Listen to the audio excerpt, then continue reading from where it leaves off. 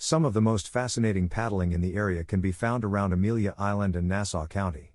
Many of the area's journeys include gorgeous backgrounds of beaches and salt marshes, but Nassau County also offers a trip that has elements of the Okefenokee Swamp in it. Northeast Florida provides paddlers a broad range of paddling environments, from moderate to wild, from calm, blackwater rivers to the rapid, tumultuous waters of Cumberland Sound. From this guide on kayaking Fernandina Beach, we are looking forward to sharing all useful information with you. How to get to Fernandina Beach. Additionally, the only method to go from Amelia Island to Cumberland Island National Seashore by kayak is through Up the Creek expeditions. Up the Creek is a great alternative for visitors to Amelia who don't want to, or are unable to, drive to St. Mary's, Georgia to take the Cumberland Island ferry over to the island, since it is the only outfitter in the area meeting all the requirements for safely and legally taking visitors into the national seashore. Paddlers have the feeling that they are traveling back in time, since some of the sights and surroundings are quite similar to how it was hundreds of years ago. If you're paddling in Northeast Florida, you're following the steps of brave explorers and Native Americans who traveled these waterways centuries ago, whether you're kayaking across Cumberland Sound, floating through the marshes of Egan's Creek, or exploring the swamps of Yulee on Lofton Creek. Greater than read, is traveling a hobby? The ultimate guide to an exciting way of life. Greater than learn about the downsides of traveling as a hobby. History of Fernandina Beach. Amelia Island, which has flown under 8 flags, is among the most historic locations in the state of Florida. It was first inhabited by Timucuan Indians and discovered in 1562 by a Frenchman named Jean Ribault. When the Spanish overthrew the French in 1565 and seized control of northeast Florida, they renamed the island Isla de Santa Maria and established a mission there. The Spanish refused to sell the island to the British until the Treaty of Paris in 1763, when the Spanish exchanged Florida for sovereignty of Havana, Cuba. The British gave the island the name Amelia Island, built a small town there, and tried to acquire it. Loyalists from Georgia and South Carolina escaped to the island during the Revolutionary War, and many of them utilized it as a boarding point for trips back to England. Florida was given back to the Spanish in 1783 by the Second Treaty of Paris. The town of Fernandina was founded in 1811 and was given that name in honor of King Ferdinand of Spain. A gang of Americans who referred to themselves as the Patriots of Amelia Island sought to take over Amelia Island in 1812. The American flag was flown in Fernandina by soldiers brought in by President Madison, but he withdrew the troops early the next year out of concern of starting a conflict with Spain, handing back sovereignty of the island to the Spanish. However, this was not the island's last uprising. The Spanish fort in Fernandina, Fort San Carlos, was attacked by Gregor MacGregor and a small force in 1817. He also erected his own flag, the Green Cross of Florida. In the Battle of Amelia Island, MacGregor's men engaged the Spanish in an attempt to annex Florida. The Americans teamed up with a pirate, who first claimed the island for the Republic of Mexico before giving it over to the Americans. The island, named after Princess Amelia, a child of George II of Great Britain, has been controlled by various colonial powers on several occasions. 8 flags, including the French, Spanish, British, Patriot, Green Cross, Mexican, Confederate, and American flags, are said to have flown above Amelia Island. Best kayaking tours in Fernandina Beach.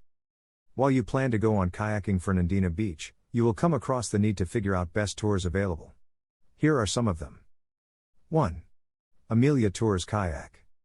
The original outfitter providing kayaking excursions and lessons around Amelia Island is Kayak Amelia, a well-established business with over 20 years of experience.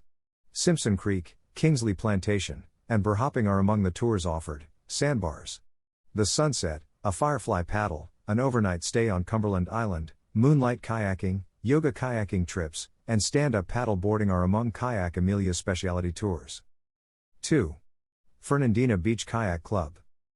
A kayaking club is also located at Fernandina Beach.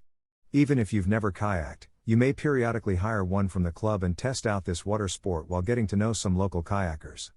The club's goal is to offer coordinated kayak paddles for kayakers of all skill levels on nearby waterways. 10 to 12 paddles every year, all paddles are led by competent individuals. Every third trip gives the chance to hire a kayak from an outfitter for those without kayaks. Kayak Amelia. Call 904-277-7350 to make a reservation at the City of Fernandina Beach Atlantic Recreation Center. 3. D.D. Bartles Boat Ramp. Kayaks may be launched for free from the D.D. Bartles boat ramp at Fernandina Beach by anyone who have the necessary abilities. Take North 14th Street from Atlantic Avenue. Paddlers may paddle along Egan's Creek for 5 miles round trip from this boat launch to Atlantic Avenue.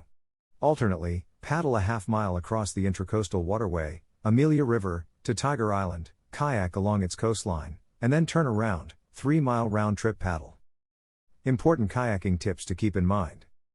1. A rudder's principal function is to keep your kayak moving straight. The purpose of the rudder is not to turn your kayak. It aids your kayak in tracking and maintaining alignment in windy situations. The importance of this increases while paddling on large, open areas of water. The likelihood that a kayak has, and needs, a rudder increases with the length of the kayak. 2. Be aware of the areas where you may use your kayak. Understand your personal paddling capabilities. You're entering a new world if you swim out into open water that isn't shielded from the wind and waves, or if you go further from shore than you feel comfortable going. 3. Enroll in a sea kayaking class. Study rescue techniques. Prior to experiencing a capsize, practice getting back into your kayak from the water. You'll be happy that you did. It is considerably simpler to get back on a sit-on-top kayak than a sit-inside kayak. Unlike a sit-inside, it won't swamp or get overfilled with water.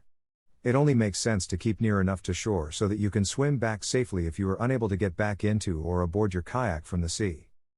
4. Spend money on a good pair of roof racks for your car. Your car's stock racks may not be suitable for hauling kayaks. The finest configurations are made by specialized producers.